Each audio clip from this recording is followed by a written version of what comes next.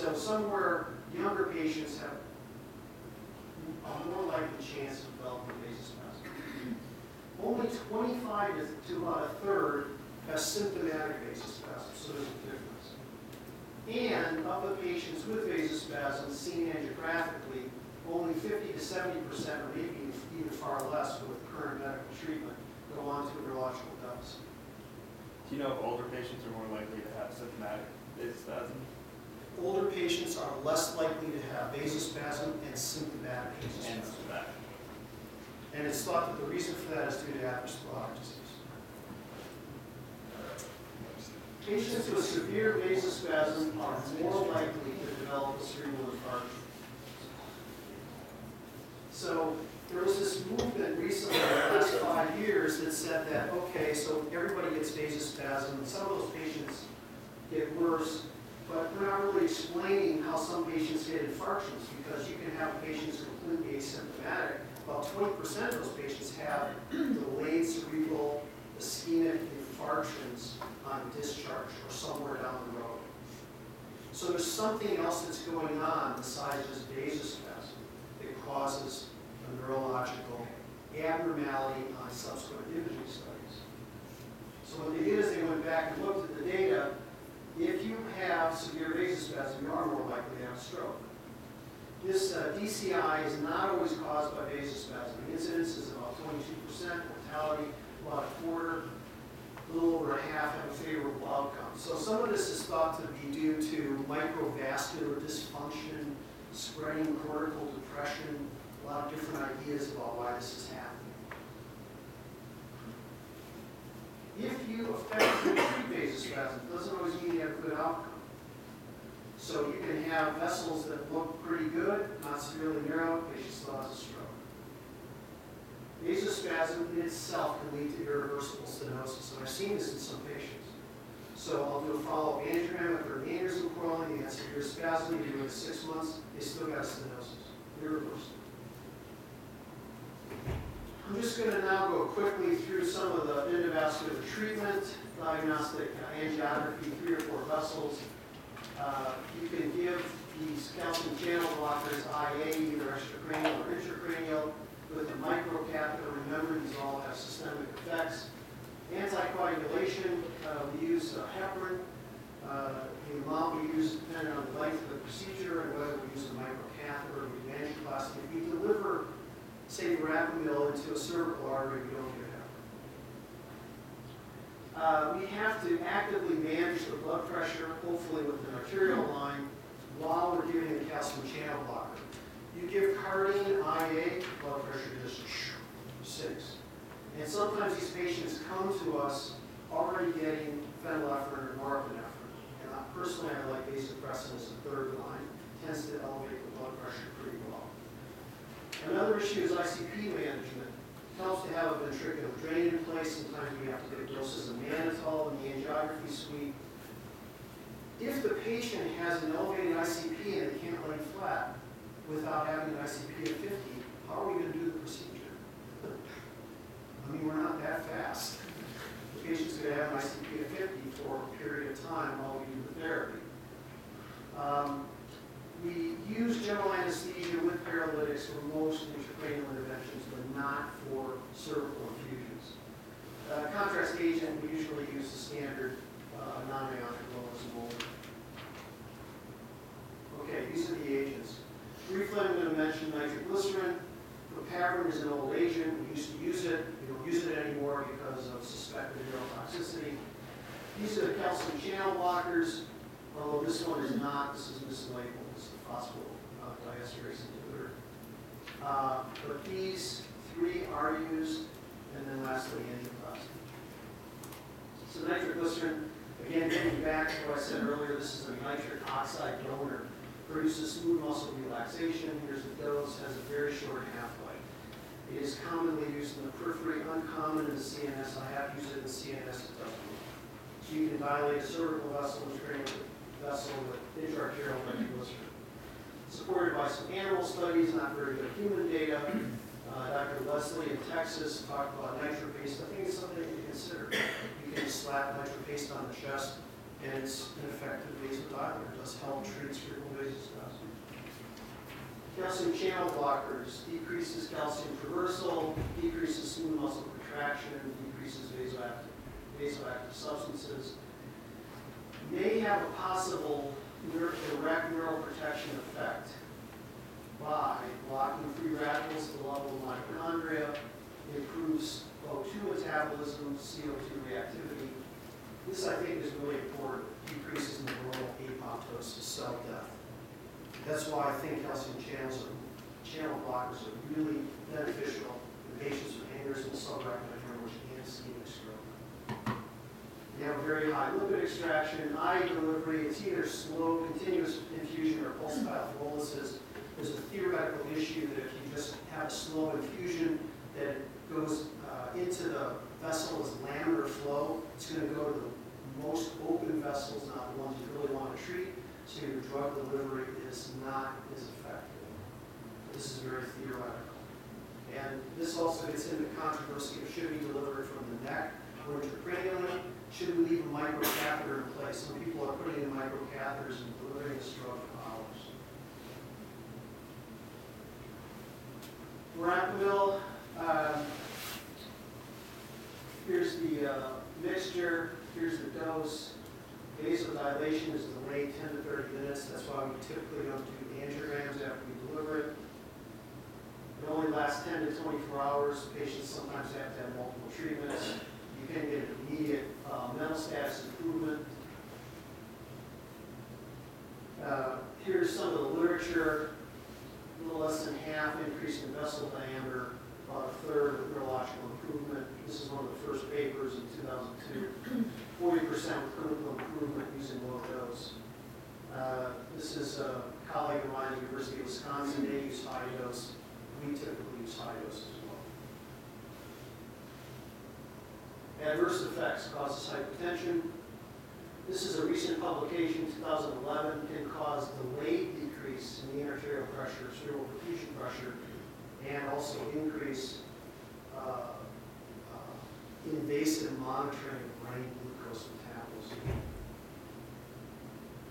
May increase intracranial pressure, rarely causes seizures. This is something that we don't think a lot about. Can have interactions with other drugs, which can lead to neurotoxicity and heart block. So here's a patient treated with intraarterial verapamil. Patient with aneurysmal subarachnoid hemorrhage. Here's the aneurysm. This aneurysm was treated with coils, has grown during hospitalization. This is the middle cerebral artery. Anterior cerebral is this little thread. Look how small the middle cerebral is. You have very poor distal flow.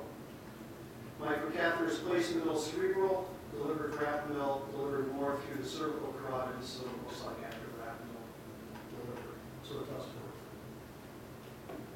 Moving on to cardine.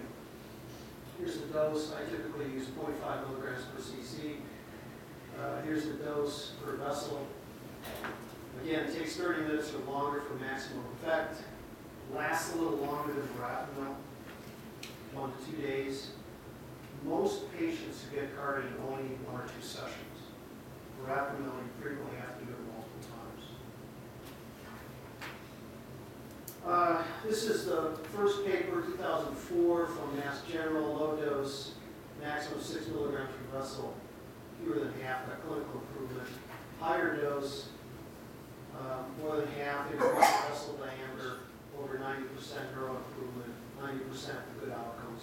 This was from Iowa by Tejada. Angiographic improvement, very high. Clinical improvement, good. 63% good outcome with average of 1.8 sessions per patient. This is a more recent publication in neurosurgery. Adverse effects. Causes immediate significant hypertension. This is documented Journal of Neurosurgery recently. Even with low dose, systolic blood pressure decreased by about 23. Mean arterial pressure decreased by about 18 in this paper.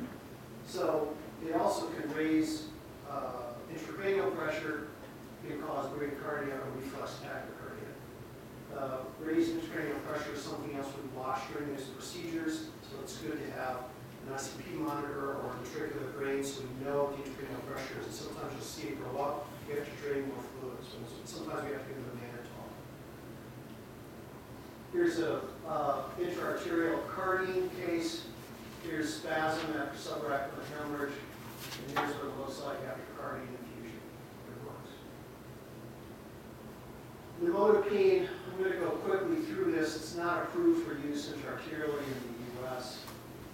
So this is the same drug that we're talking about, giving orally or sublingually by NG2 for subarachnoid hemorrhage, best evidence. The rest of the world outside of the U.S., we can give that through a catheter. This is the dose, less than 50% vessel dilation, but about 3/4 in this study of patients improved. Better angio improvement in this next study, clinical improvement about 2/3, favorable outcome at about 3/4. In this paper, deterioration was about 5%. Could it get level infarction? 20%. Is that due to the procedures? Is that due to the drugs? Is that the natural history of the disease? We don't really know. Adverse effects, decreases blood pressure, about 1/3 have absolutely no response. Decreases time to peak. Typically what that means is the blood flow is getting to the brain better. Increases TCD velocities. Typically that's considered to be a bad sign, but again, not in this case. In this paper, 2/3 of new infarctions, 2/3 have a good Rankin scale score, however. Recent publication from Korea documented vasogenic edema. This is something that I'm always concerned about, that you're infusing this drug, it's going wherever the vessels are. You've got some that are narrow, some that aren't narrow as much. So it goes to the open vessels and hyperperfuses normal brain. And then you get vasogenic edema. And that's for nimodipine. This is milrinone. Selective inhibition of cyclic AMP phosphodiesterase. As I mentioned earlier, it's a vasodilator and inotrope. It can be given IA than IV. This is a protocol published in neurosurgery. Here's the dose. It does increase vessel diameter and cerebral blood flow. It doesn't have the same effect by decreasing blood pressure, but it can cause tachycardia. Somewhere between 1/4 and 1/2 required retreatment. Pretty good Rankin scale scores, outcome, usually around 1 to 2. But there's limited data. This is also mentioned that although it does increase cerebral blood flow, it's hard to know that there's definite clinical improvement when compared with best medical management. So this is some of the data that we're lacking. Okay, angioplasty. We use over-the-wire single lumen microballoons. We can pull the wire. What that means is the balloon inflates and the wire is in place. Pull the wire back. Therefore, we get less pressure. So we can remove the wire to control the pressure. We can do slow or stepwise inflation to low pressure. These are typically compliant, low-pressure balloons. You want to undersize the balloon to about 80% of the vessel lumen. Use shorter lengths, get fewer dissections. But now there are newer double-lumen balloon catheters, some of which are really nice. They're easier to navigate into the cerebral vessels. At PATH, they're torn and stretched collagen fibers at autopsy, the intima and media are altered. This is an aggressive, invasive technique to treat vasospasm. So you see consequences pathologically.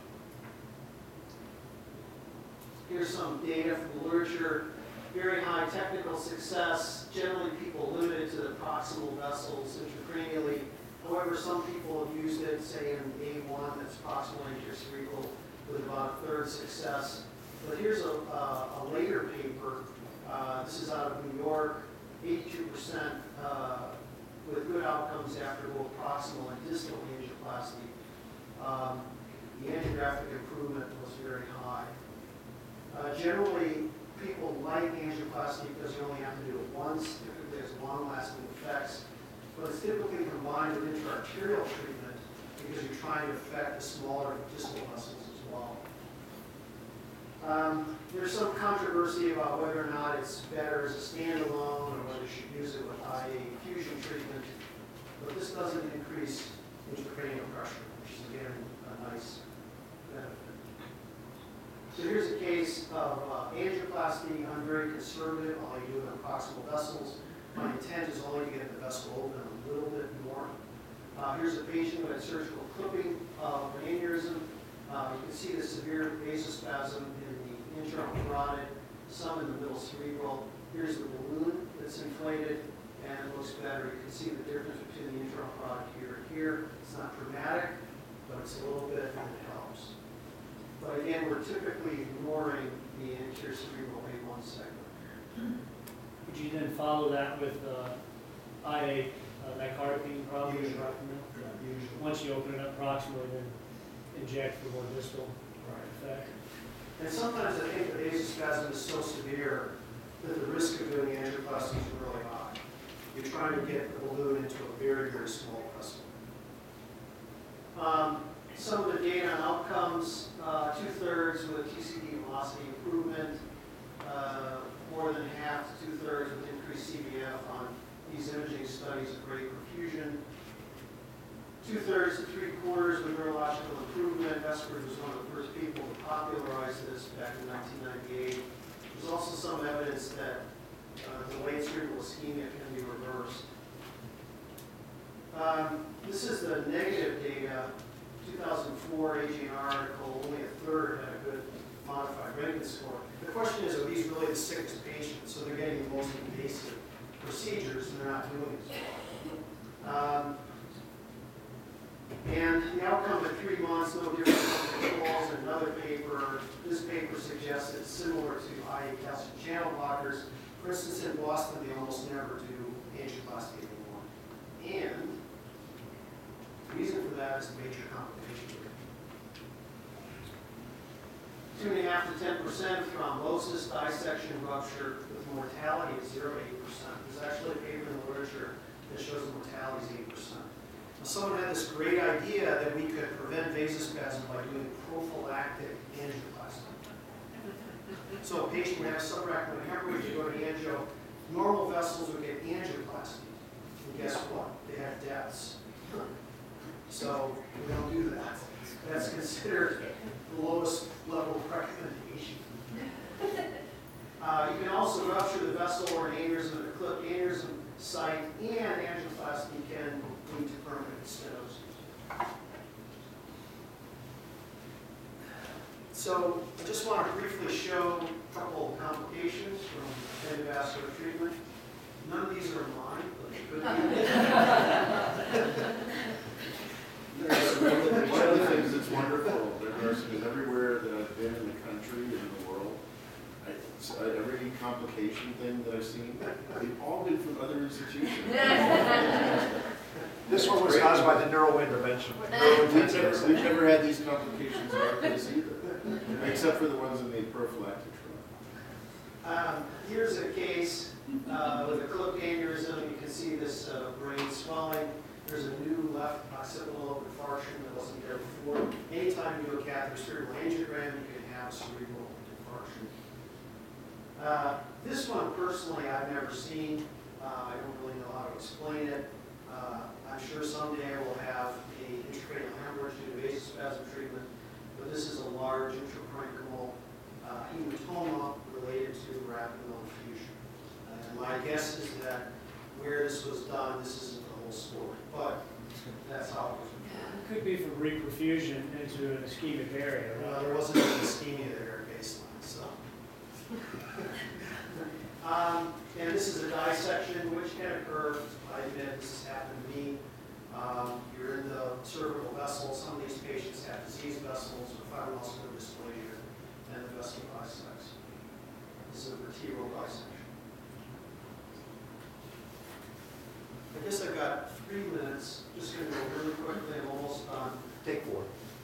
Future directions, fasten bill. This is kind of a hot topic in Japan and most recently in India, but not in America. This can be used to cause treatment, vasodilatation of cerebral vasospasm. There's discussion about whether you should give it intracranially or extracranially. This is the dose. It does increase vessel diameter, but it can have a systemic effect of decrease in arterial pressure. About 2/3 got clinical improvement. These are small trials, but it can cause an alteration in consciousness. This one, chlorforcin, diaproprate hydrochloride, that's been used. There's not enough data on it yet. I mentioned nitric oxide. You can deliver this IA or use nitric oxide donating compounds. This data is only in animals. The NIH is focused on this. It does seem to work, but it hasn't been used in humans. It's been used in monkeys and rabbits. This is a nitric oxide synthetase substrate, L-arginine. Again, it can be used to treat vasospasms but tried in animals. Last future direction is distal aortic balloon occlusion. This is in some ways a little difficult to understand, but this company, the company's Coaxia, the device is Neuroflow. You put this in the abdominal aorta, and you intermittently inflate to occlude the aorta, and that increases cerebral perfusion. So the initial data in ischemic stroke shows it works. There are a few patients where it seemed to work in cerebral vasospasm, but this recent study, 2013, very recent, showed that there was no clinical improvement or increase in CDI. That's a cool talk too. So, as you can see, cerebral vasospasm is very complicated. I would hope that we use endovascular treatment sparingly. And most of these patients with good medical management, I think, can be kept out of going to the angiography suite. We can monitor the spasm through various modalities, and we have a lot of different tools to treat it, but actually we don't have a lot of good data other than using chemotherapy. Next. Questions?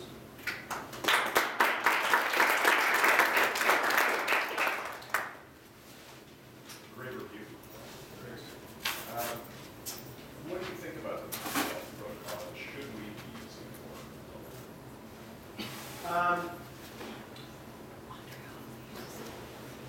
First of all, I think that's a research protocol, and I don't know that we can institute that here.